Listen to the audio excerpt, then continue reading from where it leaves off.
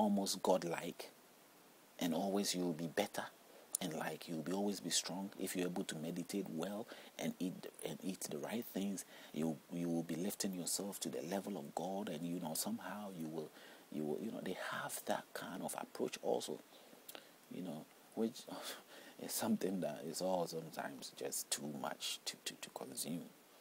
And some of them, you see them fast and they have their own way, but there are things in the Buddhist world that you can't finish talking about them. So you think things deep, and you ask yourself, are these things realistic?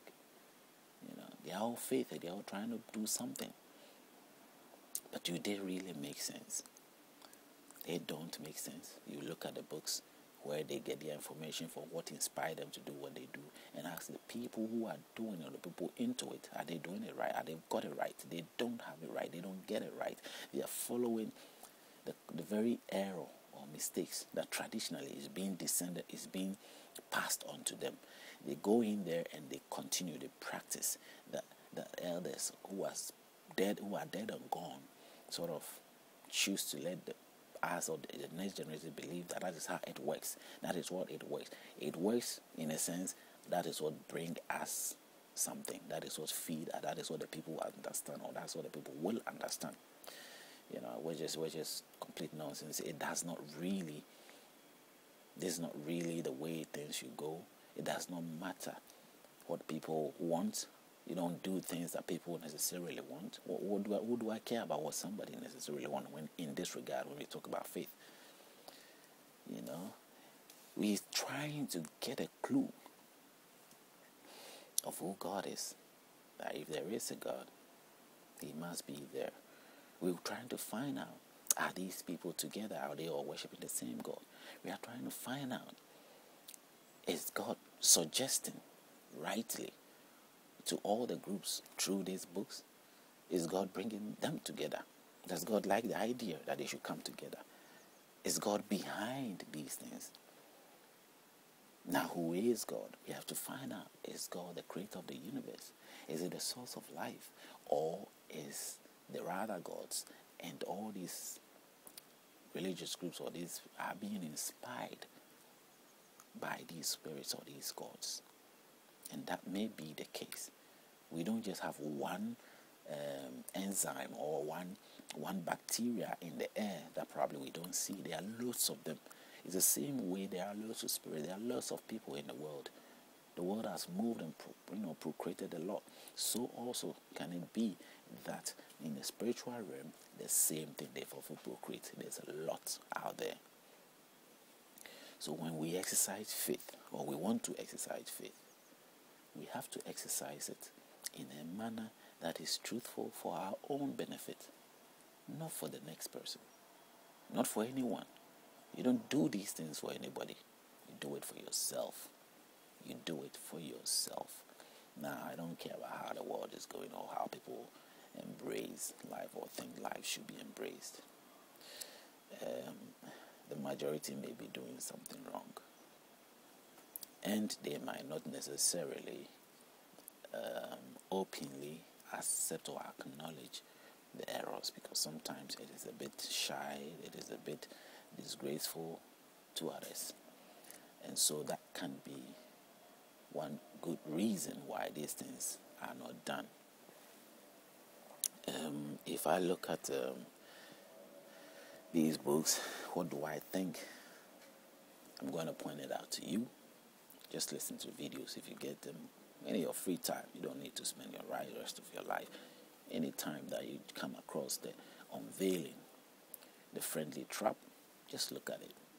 Listen to it. I will come up with a few, one or two that make sense out of it yourself. And if you personally can come up with yours also, do that. Do a video, put it out there. It's a chain that gradually can make a difference. Here and there. It doesn't cost you anything to just have the patience to look and listen. It's a process of which we say we are charitable volunteering approach.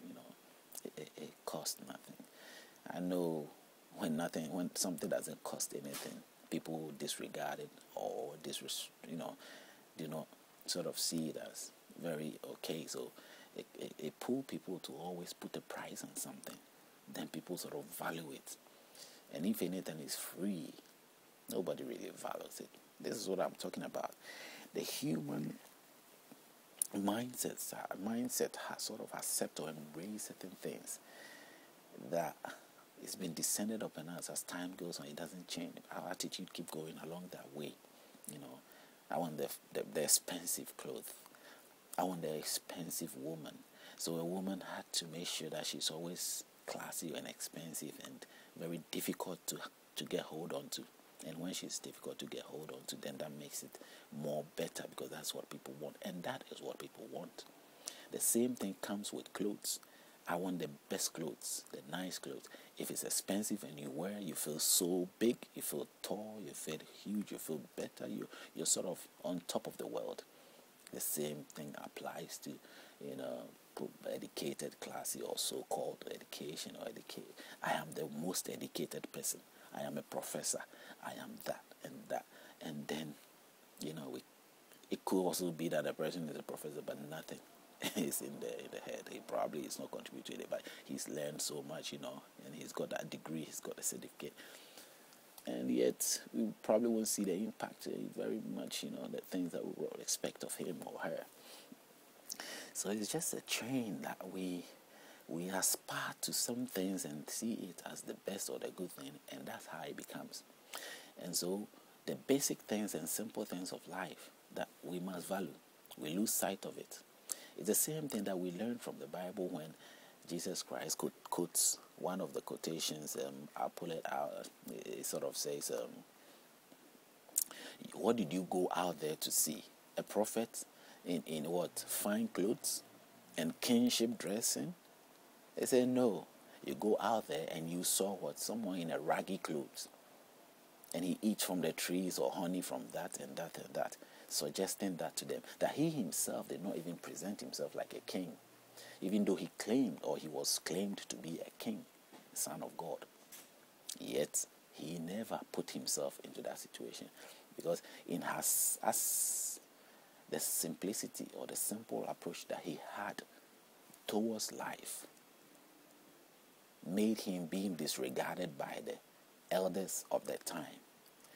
But Nicodemus or a few others, according to the story, who heard him or heard the rumor of those simple people who were following him and still realized that, wow, he was talking sense, then became attracted to him and said, okay, but even that in an envious way, because they felt that he has to stoop to their knees, he has to come down to them, he has to mingle with them, he has to, and he wasn't doing that. He has to be a bit, polished, but he wasn't there for that. He was there for the simple life, the simple people, to do that, and not at a fee or at any cost. It was free, while they were doing it with a fee, with a price, and he had to die for giving a cheap message or somehow with no price on it. And people do not see that there was a strong price on it. He sacrificed his life, isn't it? That's what the story says. But in general sense, it's not a price necessarily. Was he making sense?